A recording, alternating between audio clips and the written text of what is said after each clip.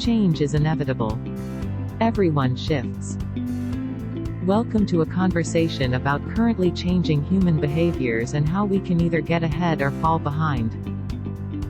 Hosted by Rick Shaughnessy and Charlie Witkowski, founders of Timecraft. Timecraft helps brands do the right thing today, so they're prepared for tomorrow. Take it away, fellow humans. All right, welcome to episode 5. Good start. Episode 5. Is this 5? Is this 5, right? Of everyone shifts. Is it everybody shifts? It doesn't matter.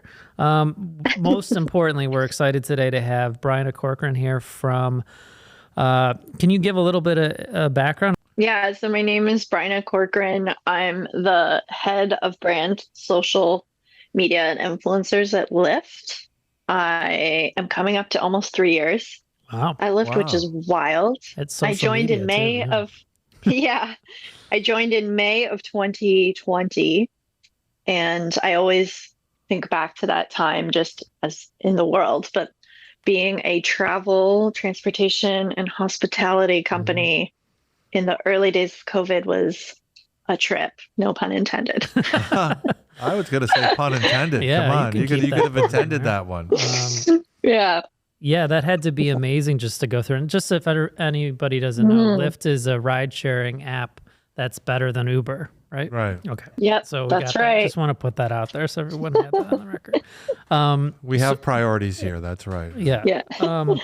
So yeah, I think, we've just a little background on Bryna and I worked together. We've both started in the OG days. What is social media, like 10 years old, 10-ish? Like, I was trying to think through, like, when did this officially start as like a separate thing from the internet? Because I know we were both working in that when that started, and you continue to work in that. So I was kind of just curious from your perspective, like, we don't need to do like the way back machine, but like how you've seen it kind of shift, or what the, I wrote down, I was like, what the hell is it right now? Because I feel like it's part of everything, but it's also its own thing. And how I wanted to get your just thoughts on the landscape and where it's at, and like kind of what your dominion is. Like, where do you sit in the scheme of everything? I see it so integrated. Are you in a silo? Is it even in a silo? Is it in an operational silo kind of thing? We're just kind of curious about that. Yeah, I would say it's an exciting time, actually, to be in social. To Charlie's point, I've seen it, like I've been in it basically since the beginning, not to like age myself, but I believe like Twitter, I don't know, you'll have to fact check me, but I think Twitter is 17 years old maybe. and Facebook is, I think, coming up on 19 years if you count like the very early days of it being in like on the college campuses. Right. So I've pretty much been in it more or less since the beginning, and I started on the brand side. So when we worked together, we were on the agency side, but but when I started, it was I was working for Hewlett Packard and HP, global company, and it had kind of just like started to permeate marketing, and nobody knew what to do with it. Nobody knew like how to community manage it. Nobody knew how to like put market. Everybody treated it as like a distribution channel. Like, put this thing on there and people will come and they'll see it. We're doing it somewhere else. Let's just throw it up. Yeah, if you build it, let's just throw it up. If you build it, they will come. Not exactly. Yeah. Right. Yeah. And I don't think anybody really realized that it requires creative, a creative team or community manager, or what do you do when you have a crisis or somebody's complaining about something? Like the whole customer service model was so new and uncharted back then. And so it's always kind of just been this thing that's like attached to marketing, but nobody really understood it. And when I say nobody, I mean like top down. Sure. Over the last, I would say, actually, the pandemic really put the gas on it, to be honest. I would say in the last like 3-4 years, I've started to see it become more and more credible inside the organization. More and more people kind of understand it, even if they're not in the social team. They know that it's important, and they're looking for experienced leaders and director level people to come in and really build it as a true function inside. Like historically, I've seen it like live on the PR team for a little bit, and then it lives in the marketing team, and then like there's a CMO change, and then it becomes the thing that the CMO cares about for a hot second. But like no one's thinking about how to properly resource it, right? They just want this cool social thing. So over the last 3 or 4 years, I've started to see a shift where it's becoming a true marketing function. Just like paid media and growth marketing has become, or a PR department, it's becoming a department. And so I'm seeing leaders come in who are setting like a 2, 3, 4 year vision. Like, this is what, if you want to do social, this is what it takes. I need a legal team that's empowering me. I need a creative team that's like moving quick and agile and like dotted line reports into social. I need a community manager. I need a copywriter. I need someone who can dig into the data and analytics and surface that to the marketing org, like monthly, weekly, what have you. So I started to see it become a credible function that people are kind of respecting finally. Yeah, instead of that like makes any sense. Yeah, instead of an extension and kind of a nice to have, why not? Like, this is a low effort way of supporting the other stuff that we're prioritizing that's more traditional. Now it sounds like, and I like your comment on the legal thing, like you're moving up in priority to the point where it's like, for us to do what we need to do for our channel, like we need to not like have to rely on, we need we need actual resources to be able to muster and do our thing properly, versus back in the day, the legal team might not even know any of the best practices around social or whatever, because they're mostly spending 90% of their time reviewing like TV spots or, whatever else those kind of concerns were, the priority concerns were. But now it's so essential. I'm curious, what is it kind of like QR codes, or what about the pandemic made it like put the gas, like you said, like poured the gas on the fire?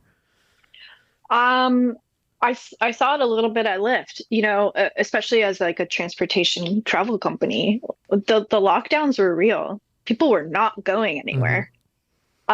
So they're not looking at their phones and getting a push notification. They're not like opening an email. Plus, you add in just like the trauma of what was going on. Like, they're trying to get their kids homeschooled. They're trying to work from home themselves, or maybe they're juggling 2 or 3 jobs, or maybe they're a healthcare worker. They're stressed. Like, nobody gave about your marketing, But when they turned to some form of news coverage or decompression or trying to stay connected with family and friends, they all turned to social media, all of them. So you started to see little Slack communities blossom where marketers would stay in touch, or brand marketing took off on Twitter all of a sudden, where brand marketers were tweeting, and there was like these micro communities that were developing because we weren't able to actually see each other in person.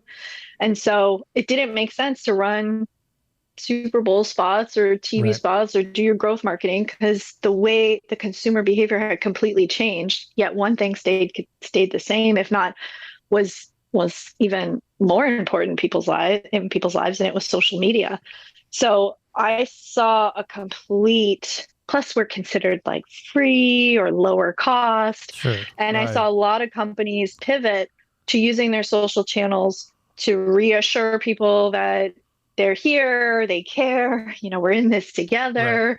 In our case, we were using it to lean into our values as a company. So not a lot of people know that Lyft has this like nonprofit sort of corporate good arm called Lyft Up. And we were leaning into that, letting people know that we can help them get rides if they're struggling. We can help, we had drivers kind of helping, take groceries to senior citizens and things like that. So it became a channel for building community, really, with your consumers at the end of the day. And it's not stopped since. And you seem like with the Lyft Up, like you had a purpose, like a true purpose, and a need for that purpose in particular that was, you know, because of the pandemic and everything there, it was like, this is why you already had that in place, but now there was a additional reason to get out there and kind of back that up and tell that story and round out kind of beyond the standard kind of like product stuff. Yeah. How do you decide or, you know, like what's the process for like defining your area of which you oversee and are responsible for? And is it a spectrum of things, or is it I have very discrete things I'm going to work on, or some things are like, or do you have this stuff we're going to experiment with, this stuff we're going to use, that kind of stuff? So it's a great question, because like we've lived through Google Plus, and then like that. May it rest in peace. You know, I'm still on it. Rest in peace. I'm still on it.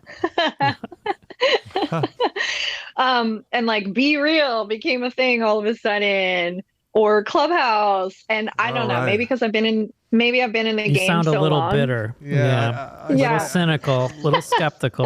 Yeah, a little jaded. Yes, but I see these things pop up and everyone's like, oh my God, I need an invite to Clubhouse, or I need a whatever. And I'm just kind of like, all right, I'll believe it when I see it. Like, stick around for 2 or 3 years, and then maybe we'll consider it. So for me, sometimes I get asked like, oh, should we be on this channel? And I'm always like, for the way I approach it, being at a brand, is like, is our audience there? First of all.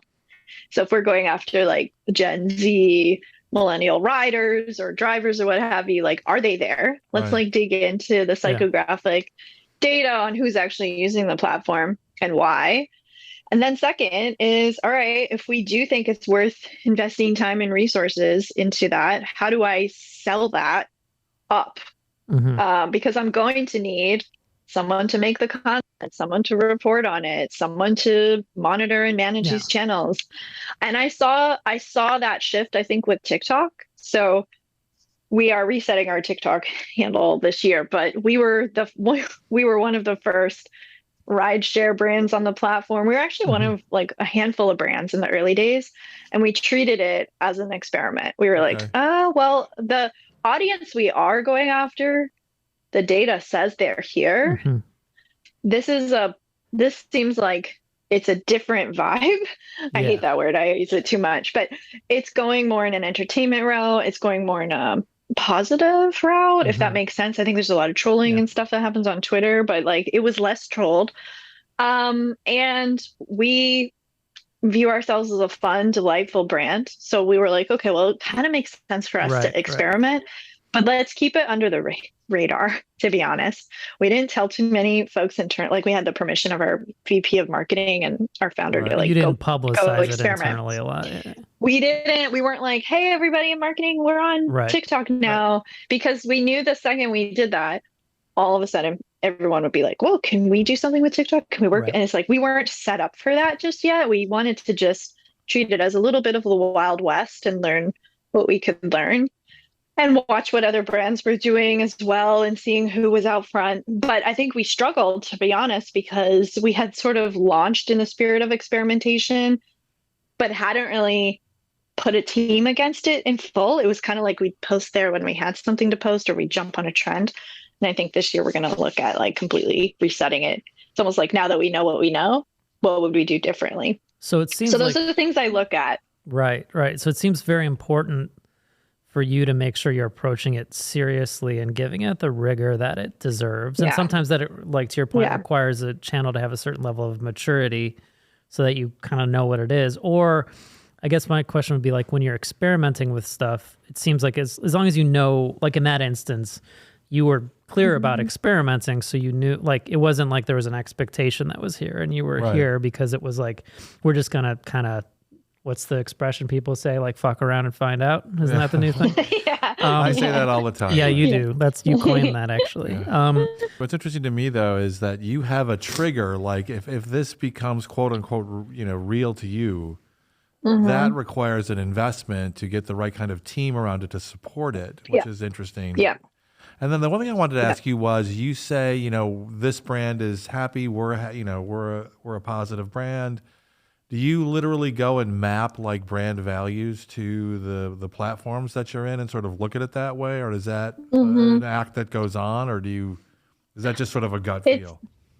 It's more the channels we decide to be on are based on is the person or the group that we're trying to reach there. Are they the most active there? Do they consume branded content there? Do they consume culture and entertainment there? So that's what we kind of look at is like, let's be on the channels that make the most sense for us. Because at the end of the day, we are a brand. Sure. You know, we're social, I think, is different than other marketing channels because we can build a community. We can like slip into people's DMs and be like, hey, we really love that post that you made. Do you want to partner?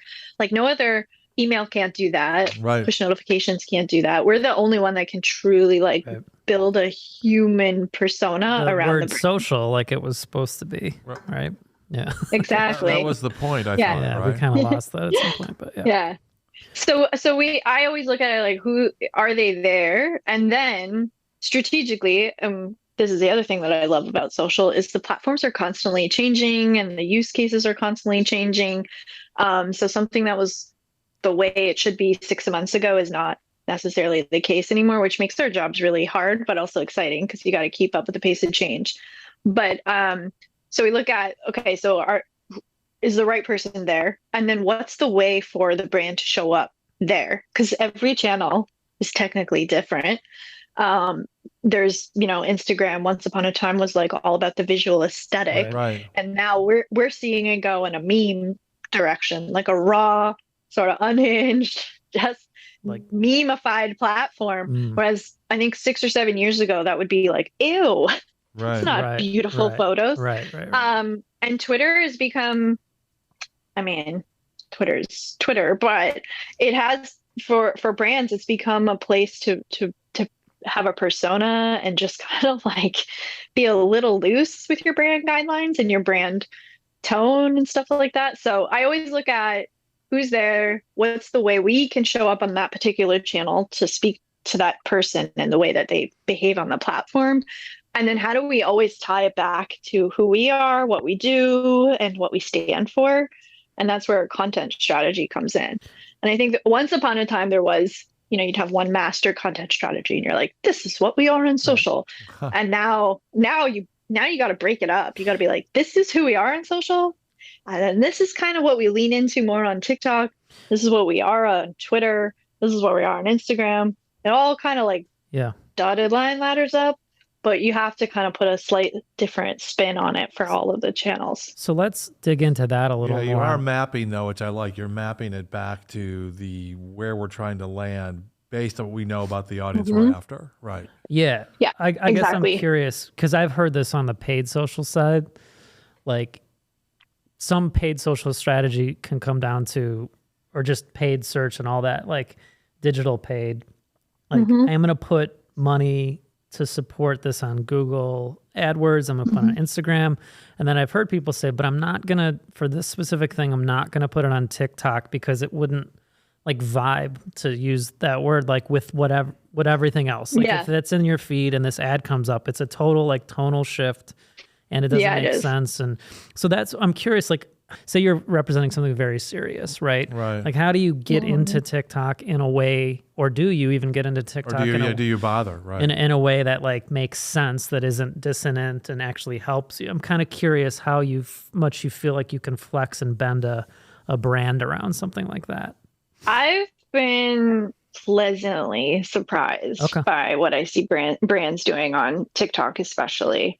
I think it's emerging as a form of entertainment. So, the data's there. That demographic that spends the most time on that platform is not watching TV. They're not streaming Hulu. They're not. This is how they consume. Right. Like this is where their time is. Right. This is how they're entertained or learning something. Those are the two big reasons they're on there.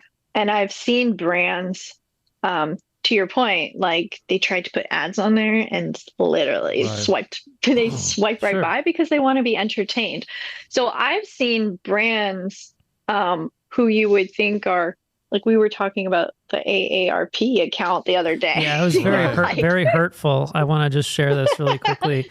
Bryna was sending me these TikToks from the AARP, which I felt there was an ageist behavior from her perspective.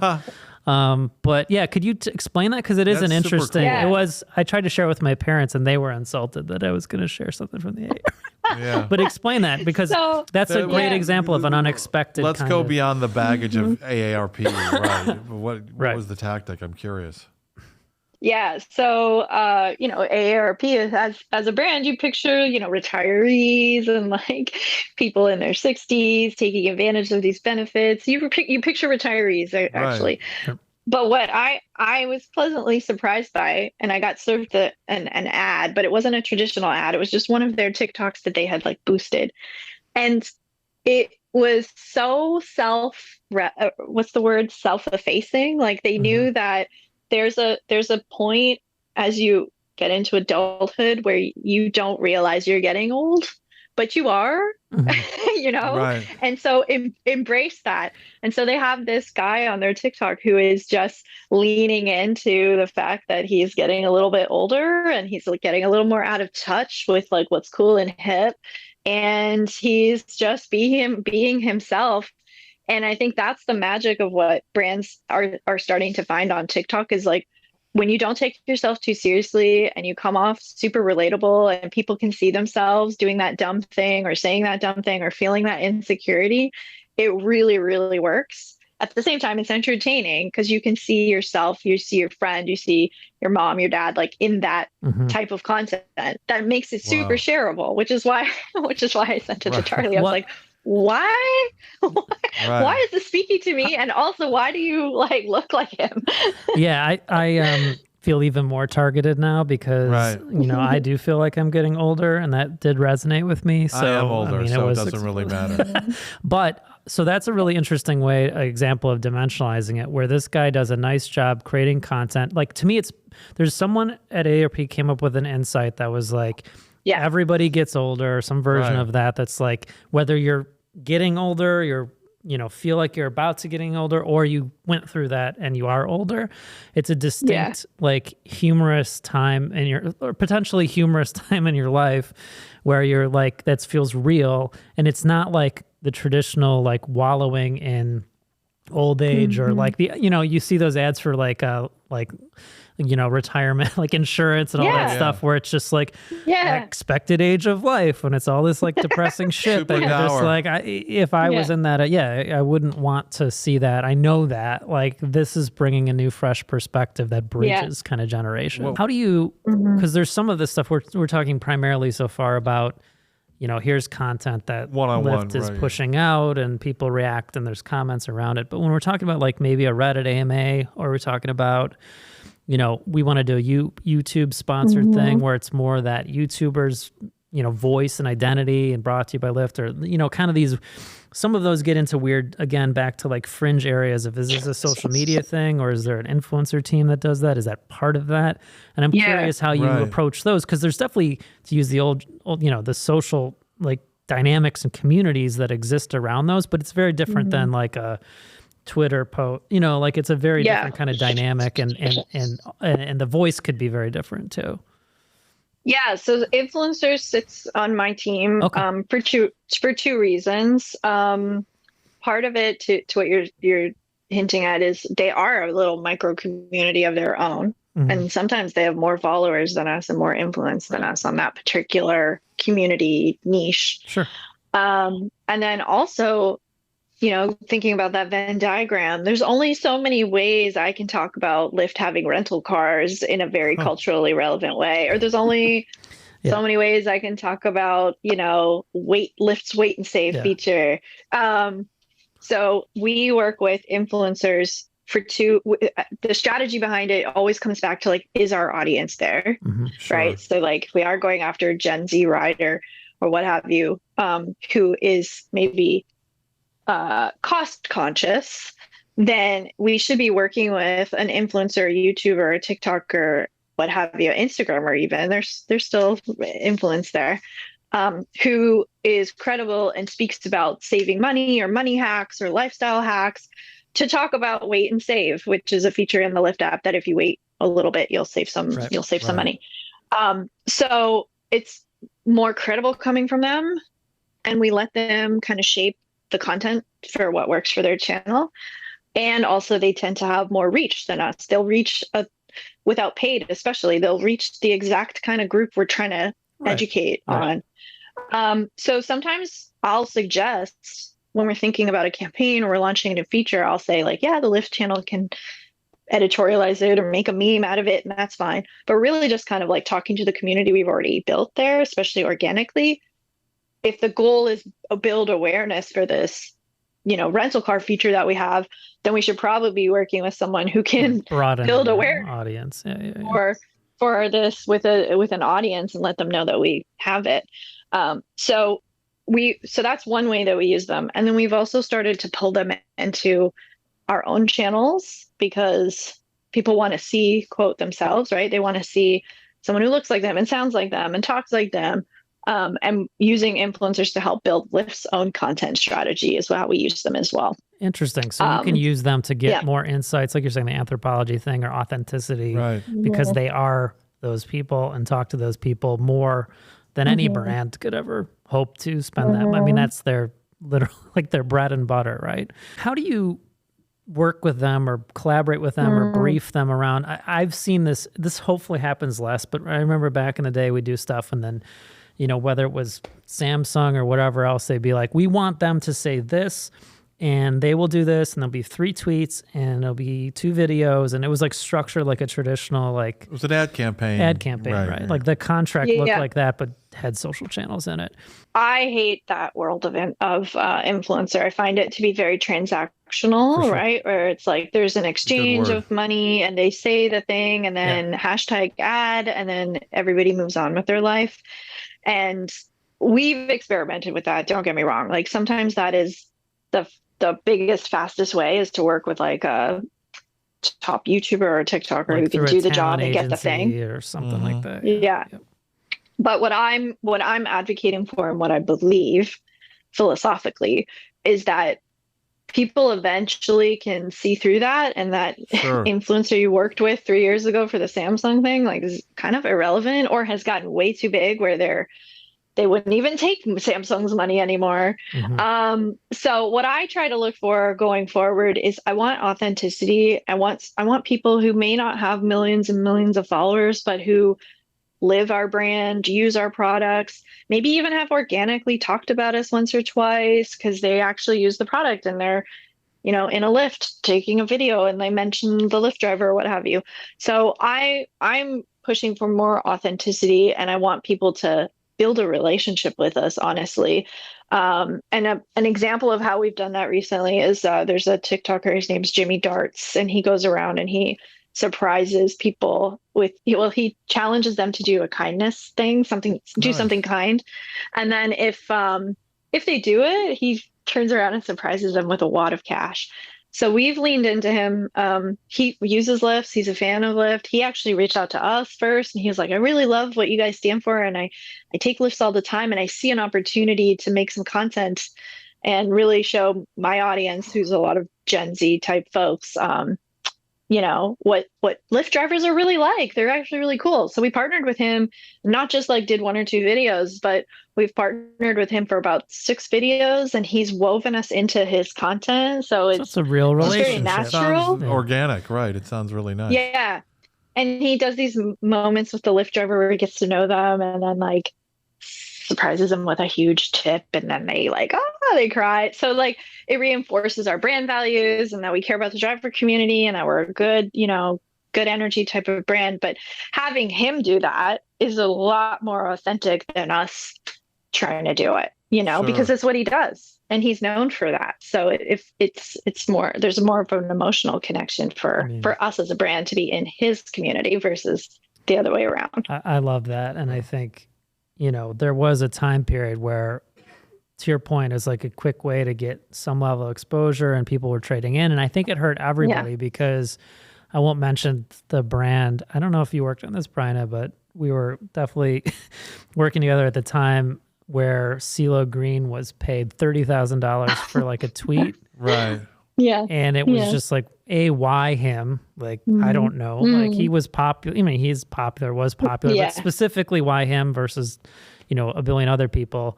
And he did the tweet and all that stuff. But then 15 minutes later, he did a tweet that wasn't part of the contract, that had nothing to do with it, like making that brand tweet a disgusting pornographic kind of thing. And there was nobody had the ability to do anything about it because he fulfilled the transactional obligation. Yeah. And then he did this other thing, which he probably thought was funny or whatever. And it was fine. Like if you're an adult, but if you're like a conservative brand, you're like, oh my God, what are we going to do? Right. Blah, blah, blah. But what I think that shows a little bit of the light of the transactional stuff is if you try to do it that way and not have an actual relationship, like that would never happen in a real relationship-based thing with an influencer, because they would want to keep working with you because it would make sense and it is authentic versus like, here's $30,000 to tweet. I don't give a shit about you and I'll never talk to you. I think it's mostly people mistake reach as something that's going to work. I mean, it's just reach is reach. That's all it is. It's not a relationship. And so that becomes the problem. I'm biased, but we had a really funny tweet back in November. Pete Davidson was trending on Twitter because he had broken up with Kim Kardashian over the summer, and there's just like a human truth about Pete Davidson on the internet that he lands these beautiful women all the time. But everyone was speculating all summer, like if he broke up with Kim, who's next? Right. So there was these jokes floating around the internet, like people were guessing who he'll date, and it became a joke where people were making kind of fun of it. They're like, Pete Davidson's going to date the Pacific Garbage Patch next. Things like that. A lot of Photoshops and stuff with him, with like Ian McKellen. Right, I saw that. Yes. So it became just like an internet joke. And then this was over the summer. And then suddenly he starts trending, I think in November. And we click into it and we see that TMZ had broken that he started dating this model, Emily Ratajkowski or something. Yes. So we quickly, to find the lift way in, the sneaky links and stuff like that, we quickly ginned up a tweet that said, call her a lift or Pete Davidson will, which is like, you better treat her nice. Good, yeah. That's nice. Or Pete Davidson will steal her. So that went super viral for us in terms of our metrics and stuff like it. It was like our most successful tweet. We got picked up in earned and press coverage. Nice. Yep.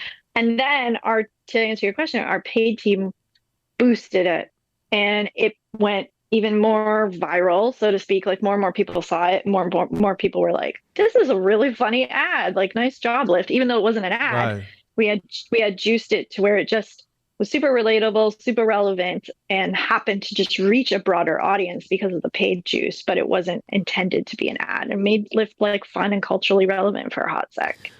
I'm making it seem like we're in the the heyday of social. We are, but I always tell my team, I'm like, a big part of our jobs is education. Sure. So I spend 50% of my time talking to cross-functional teams or explaining to our execs why we should do something, why we shouldn't do something, or like, hey, this is like what other brands are doing, or this is how we should be using these platforms now. Look at the data. Here's the insights. So big part of my job is education. And anytime I've started on the brand side, whether that was when I started at Dolby, building out the content and social team, or whether I was at Stitch Fix or even at Lyft when I started in May of 2020, a lot of social leaders come into these orgs where there's that impression that like, oh, social is this, or like this is matching luggage, it's a channel notion of what it is. Yeah. And I would say I get asked this sometimes from other social leads, like, how were you able to build the team, or how did you get the creative sources you needed? A big chunk of it was taking cross-functional people on this journey with me. So it's a lot easier for me to come in and say, oh, you want to do the matching luggage thing? Okay, well, I can tell, based on my experience, that's probably not going to work, but I'm willing to collaborate. I'm willing to be a team player, and I'll let the data show you that I'm right. Yeah. So I always say like three strikes, okay, we did this your way, or we did this matching luggage thing, or like, to your point about like the talking points, like, oh, we were a little too heavy handed with the talking points on that influencer content. Look, the performance on it bombed. So I use those as like a learning example. And over the course of 3 years at Lyft, it's been able to give me a lot of credibility and a bigger seat at the table, to where we can say, we're not going to do that. We're going to do this. Or like, hey, actually, that probably makes more sense for you to partner up with a paid team because this is your goal. This is exactly the target. You're trying to reach people who, have taken an airport ride at LAX. I can't help you. Right. Yeah. My community is much more broad, much more, like multidimensional. So if you're looking for broad awareness and brand, I can help you. But if you're going this route, I can't. But there was a time when, luckily I have executives who understand social and want to invest in it and like and view me as a credible leader with experience.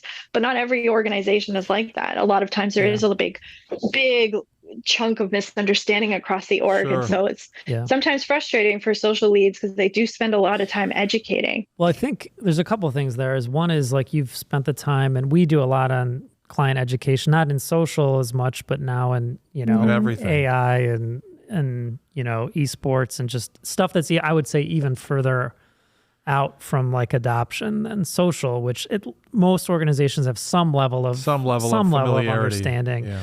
But you're sitting in that still today, 2023, and continuing to have to fight that fight and educate because they're just, and I think that is part of like all of our jobs, which is just like in your space too. It's that in itself, even though social media has been around for a while, it's changing constantly and what can come of it. And so you never forget like that this is something where we need to bring people along in this journey. And there's people that we've seen it, I'm sure on the agency side, a social lead comes in at a client who's spent their whole life doing this and doesn't understand or gets frustrated that like, why don't you understand like how important this is for like my generation or there's no translation. There's no translation. Right. But then it's like a bull in a china shop where you're like, well, to your point with the data, like you're taking the time to educate and like not just in a genuinely like collaborative way versus like you need to get on TikTok tomorrow. Like that doesn't really work in organizations in particular.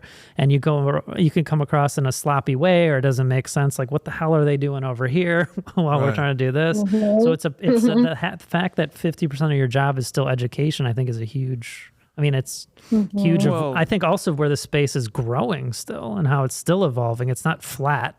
You don't have to do that much education around like a TV spot requirement. Like we've known that for a while. No, I think what you've got going that's really smart though is you have criteria, you have data, you're data enabled. You're not just, some of the stuff you're going after on a little bit of a flyer, but that's more of your experimentation side.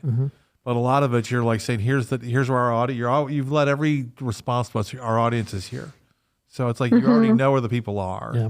You have some of the factors you're trying to get to. You know what you, and the other big thing that every branch should think about is know what you stand for. You can't. And we use the terms like fit and friction a lot for Timecraft, which is like, where do you fit? Like based on what they're doing and what you're about, there's a place there. And if you don't get it, you get that friction, which leads to the swiping or outrage or like the tone deafness some brands can fall into too, where it's just like, I can't believe you did that they're doing this here because they didn't have an awareness of what makes sense for that community or what are their priorities or what things they like to talk about or their belief systems and all of that stuff, which I think is a common trap to fall in. I guess one question I had is like for the future, like this 50% isn't going to go away. You're going to have to keep educating. So I was curious with some of the, whether it's AI, some of the Web3 kind of decentralized community stuff like that, like what you kind of see on the horizon. Discord is becoming more and more like, what do you kind of see as the next step or do you automate any of your stuff now, or is it all authentically hand done, or any of that? Or even on the back end, we've heard more clients like using AI tools to help craft content or to whatever. We'll have to, I think just as a caveat, as a society, I still feel like we need to figure out a lot of things around like, this is a bigger what's question. The appropriate use of AI is this, like that kind of stuff. But curious how you guys are kind of looking at technologies. I'm actually more excited about the AI chat GPT mid-journey world as a social marketer than I am like about the once upon a time like Clubhouses or Be Reals of the world, because I actually think that is like it's a next iteration of creativity, to be honest. We just partnered with an AI designer. I'm blanking on his name. I think his name is Ronnie Allman. But for New York Fashion Week, we partnered with him, and he basically reconcepted what Lyft would look like as a 90s streetwear brand. Nice, cool. All AI generated. It's actually really, really cool. It was like one of our best performing posts in a very, very long time. And I think for two reasons. It just showed like a fun, creative, entertaining new spin on Lyft, but also it was leaning into this like uncharted territory where people are like, if we had said, oh, like this guy just designed it, maybe it'd have taken off. But I think the fact that it was AI driven was like intriguing to people. Sure. So I think we're going to see more and more of this like traditional way of making content or thinking about content blending with AI, but being like very open about it, because I think it's kind of seen as innovative and cool and culturally relevant to be leaning into that as a company and a brand. So that's interesting because we've been doing some conversational AI workshops with brands just to like better get them acquainted to what they could do internally and like you said, it's the teaching time and we're teaching. Yeah. So there's a lot of teaching. And one of the biggest things we've talked about is like how transparent, when should you be transparent about using it? Like there was a story not long ago about there's those shootings in Michigan, and I think it was Vanderbilt University used ChatGPT to help write a note to all the students that was just like, sorry, basically like a heartfelt thing. And they got roasted on it. And it was a fascinating one for me because like between us, it's like, I think a lot of those like condolence or thoughts and prayers kind of messages are kind of templated by humans anyway. Yeah. So the idea that it was like, we're all borrowing that from someone else. It wasn't heartfelt and you used a machine is kind of a disingenuous kind of bullshitty argument, because it's not like, how often have you got a note like that that's truly like custom, like they're trying to do the right thing, but they declared it. If they hadn't even mentioned at the bottom ChatGPT, they probably no one would notice. But in your instance, it's a good one because it's like we're trying to future cast a little, or like having fun with it, so it makes sense to put it out there in that way. So it's kind of it'll be a whole interesting, I think, level of guidelines on both behind the scenes as well as like externally around like what is appropriate. Sure. We even talked in one of those one of those workshops about press releases. It's like, can you use a ChatGPT to write a press release? And people were debating it. And they're like, well, like, why not? Like, it's a very formulaic thing. Like, we kind of have to do it. No one's like, we're going to differentiate with this press release and everyone's going to love it. Like, that never happens. And then I even got to the point of people saying, well, when I write a quote for my CEO, can I just generate that? Because he's not writing it. I would be writing it anyway, or she's not writing it. I'm not going to, like, whatever the situation is, like, it's all manufactured anyway. So why are we going through the subterfuge of me pretending that, or anybody, no one reads that press release who's worked in this and says, like, that sounds like something that C-suite, she would have said that. Right. Like, no one has ever done that. It's clearly generated. I think it's a tool. I think if you were to just be like, oh, I'm gonna put my CEO quote here in ChatGPT and call it a day. I think it's like just like spell check helps us make our content better. I think it's a tool that helps like you be more productive or think more clearly about an idea or a concept. If you're going in the mid-journey direction, you can see like, let's explore the possibilities of this. Like, let's expand our minds. But I don't think it's like you just take it and package it up and that's the final thing. And I think it's a tool. In the workshop, we actually have a slide that says it's another tool because it's exactly, I mean, to be honest, like we're on the same page because we were saying like, now maybe it's like, just put it into social. It's like, say you're just starting in social and you're responsible for writing content, instead of writing one piece of content and spending all that time, maybe you generate a couple different ones based on a couple different prompts. So you have more to work with. So you're curating and writing, it augments what you're doing versus like, you're never, to your point, outsourcing it completely. And we equated a little to like a calculator or something. It's like you're saving yourself time versus doing long division. You can just type it in and you get something out. You still have to figure out what to do with these things and where they go. It also gives you more choice. It also gives you more choice, quickly, and it gives you more. It gives you more things to sort of look at, and maybe if you're lucky, there's an insight in there you weren't thinking about, an approach to it. That's all. Last question: is social media net positive or negative for humanity? One word answer. No, I'm just kidding. We could just cut it right here. Thank you so much, Bryna. You so much for playing. I talk about this all the time in my own household. I think it has had negative effects on society. To be honest, I think like attention disorders, I think insecurities, mental health. But at the same time, it's, launched movements and connected people over serious topics like Me Too and climate change. And it's all in how it's used, to be honest. And I think it does need to be regulated. That's me being getting on my policy thing. But just like radio and TV are regulated, I think at some point we should rein in how we use it. But for right now, it has its moments of delight and entertainment that I think makes you just feel human sometimes. Yeah. That's a good ending. Yeah, that's a good ending. Yeah.